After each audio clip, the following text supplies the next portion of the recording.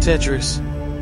1988, video game promoter Henk Rogers of Bulletproof Software is at a convention promoting the game Go, described as chess but harder. Nobody appears to have an interest in it, and the young lady he hired to help promote it has her attention diverted to a different game. Henk approaches the booth for Tetris, and despite his reservations, he immediately becomes hooked on the game. Henk later goes to a bank manager named Eddie. He tells Eddie how obsessed he has become with Tetris and that he is now the licensee for PC, game console, and arcade rights to Tetris. Henk then tells Eddie about the history of Tetris, beginning with its creator, Alexei Pajitnov. For years earlier, Alexei worked as a programmer for the Russian government but developed games on the side.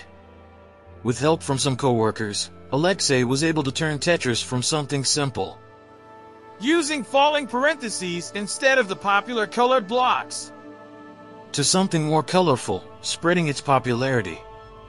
2 years after that, Robert Stein of Andromeda Software discovered Tetris since he would go around Europe buying game properties for cheap and turning a profit by selling them stateside.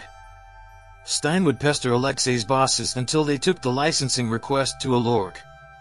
Stein would later travel to London to meet billionaire media tycoon Robert Maxwell of Mirrorsoft and his snooty son Kevin for an international licensing deal in exchange for Stein receiving royalties. Henk continues his story by telling Eddie that the previous day, he went to Nintendo HQ in Japan to meet with CEO Hiroshi Yamauchi. Henk shows Tetris to Yamauchi, who is impressed with it. Despite receiving an initial $500,000 offer for a buyout, Henk turns it down in order to form a partnership with Yamauchi by convincing him that them working together is comparable to Mario and Luigi or Zelda and Link.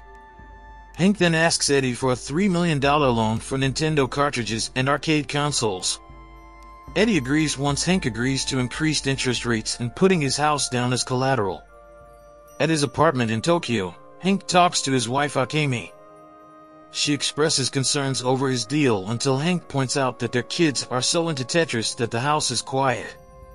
His eldest daughter Maya is especially absorbed by it. Henk speaks on the phone to Kevin, who tells him that he and his father already sold arcade rights to Sega in Japan.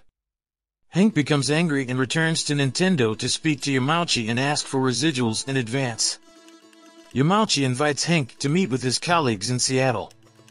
Henk travels to Seattle to meet with Nintendo's president Minoru Arakawa and VP Howard Lincoln. They reveal to him the Game Boy, the hot new handheld console that is set to be released with Super Mario Land, but Henk convinces them it should be packaged with Tetris instead, and he tells them he will acquire handheld licensing rights. Henk then flies to London to meet with the Maxwells, who are already in a heated meeting with Stein after he confronts them about not receiving his payment. Henk requests to buy the handheld rights, but does not get a clear response from the Maxwells. After Henk and Stein leave, Kevin asks his father about money missing from employees' retirement funds, but Maxwell dismisses the questions and focuses on acquiring Tetris.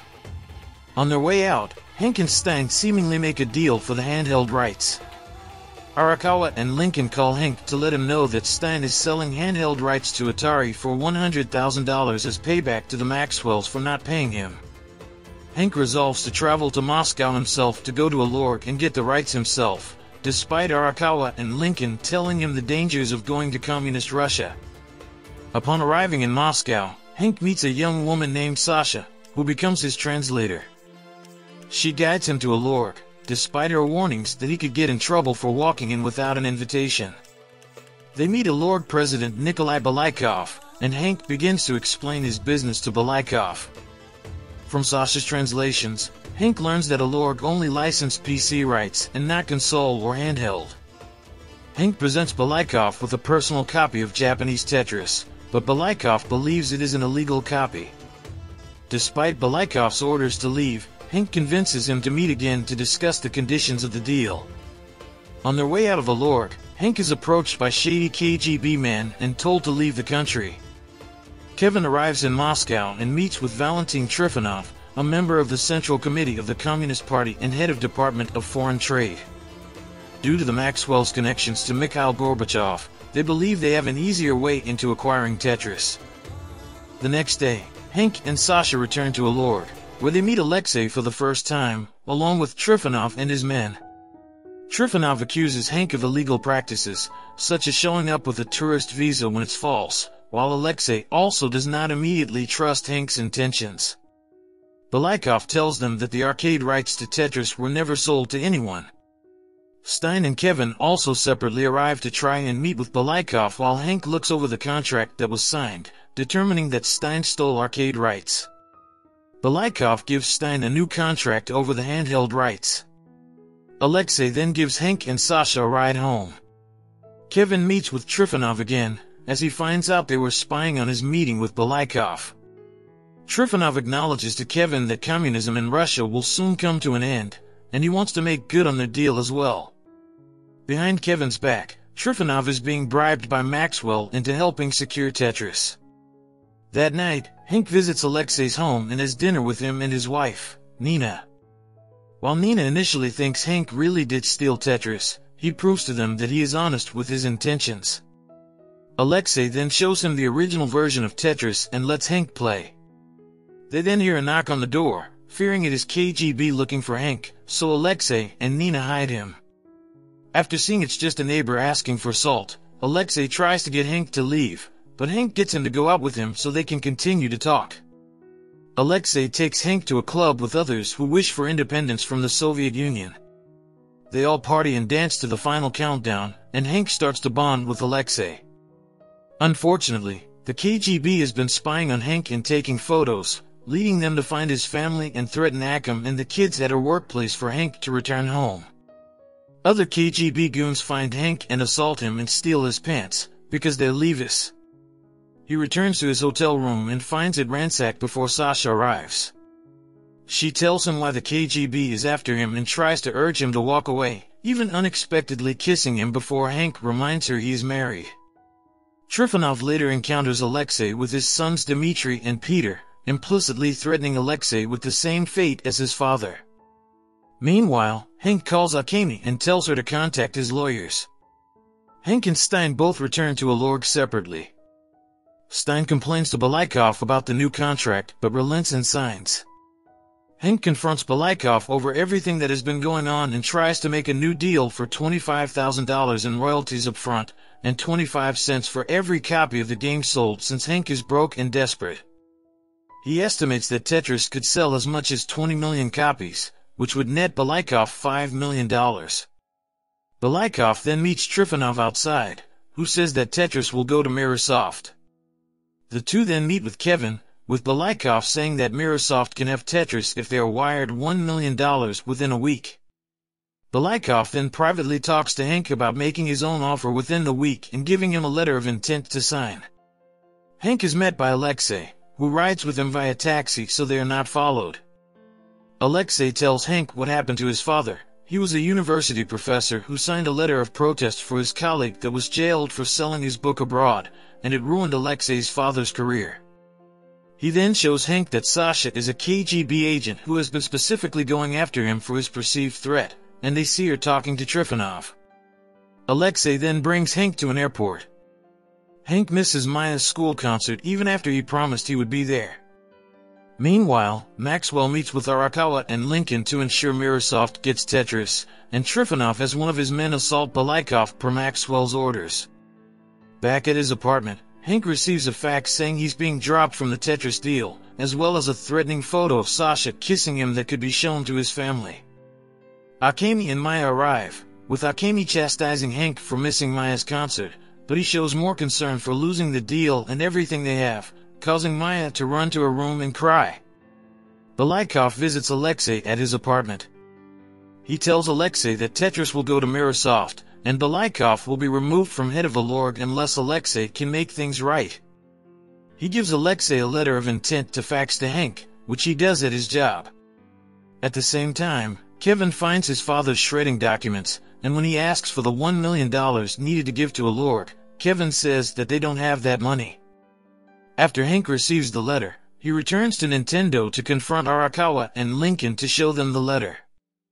Henk then finds out that Atari stole Nintendo's patent and is selling Tetris cartridges. Henk says Stein and the Maxwells lied and that the letter expired the day before, meaning Atari has zero rights to Tetris.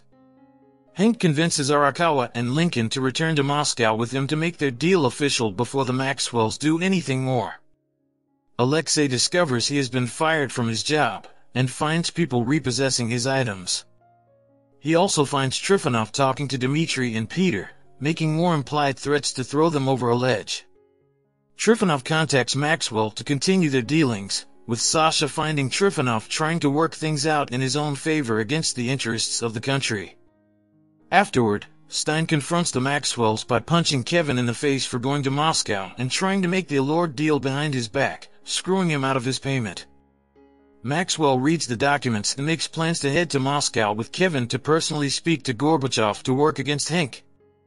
Upon his return, Henk goes to find Alexei, who does not want to see him due to everything he has lost by working with Henk. Not far from them, Trifonov and his goons catch wind of Henk's return and rush to Allure. The Maxwells show up to Allure first for their deal until Henk, Arakawa, and Lincoln show up.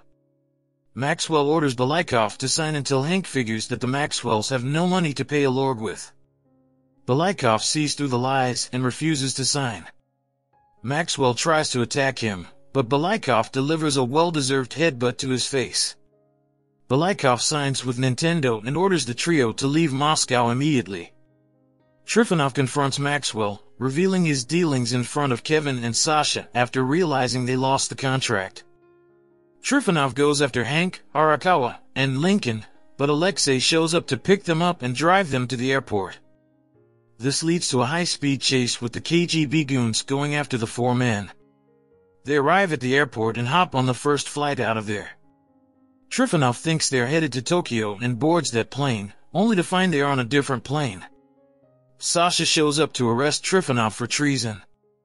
Henk returns to his apartment in Tokyo and creates a makeshift stage for Maya to make up for missing her concert. He apologizes to her in Japanese, and she puts on the show for him while he watches with Akemi.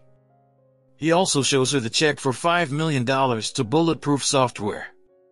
Later on, the Game Boy is released with Tetris, which sells out twice in Japan before it arrives in the United States. Gorbachev resigns, and borders are being opened up around Europe. Henk sends Alexei his own copy of the Game Boy. Sometime after that, Alexei and his family move to the United States, where they are met by the Rogers family. Henk and Alexei greet each other with a hug. The ending text states that Henk Rogers and Alexei Pajitnov worked together to form the Tetris company.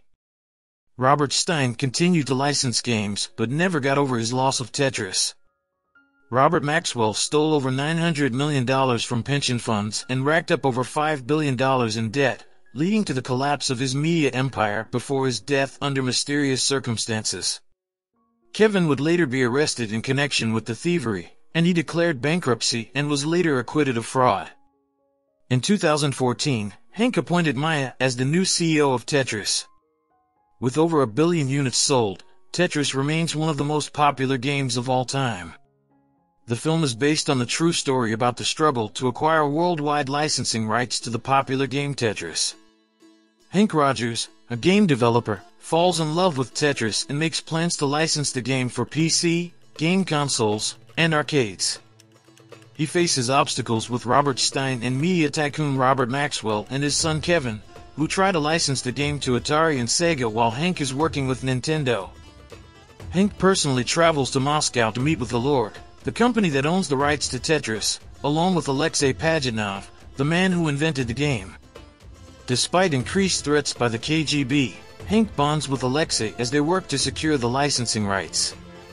Maxwell works with Valentin Trifonov, a top leader in the Communist Party, through a shady deal to ensure nobody but the Maxwells get their hands on Tetris. After Henk discovers that Stein and the Maxwells lied to Allure CEO Nikolai Balikov, Henk convinces Balikov to an honest deal when it turns out the Maxwells have no money. Henk, plus the president and VP of Nintendo, return to Moscow to secure the deal before Trifonov chases them to an airport. They make it out safely while Trifonov is arrested after his dealings are made known. The Maxwells' business goes under due to Robert's thievery of employees' pension funds, while Henk and Alexei reunite in the United States to work together to start the Tetris company. It remains one of the most popular games of all time.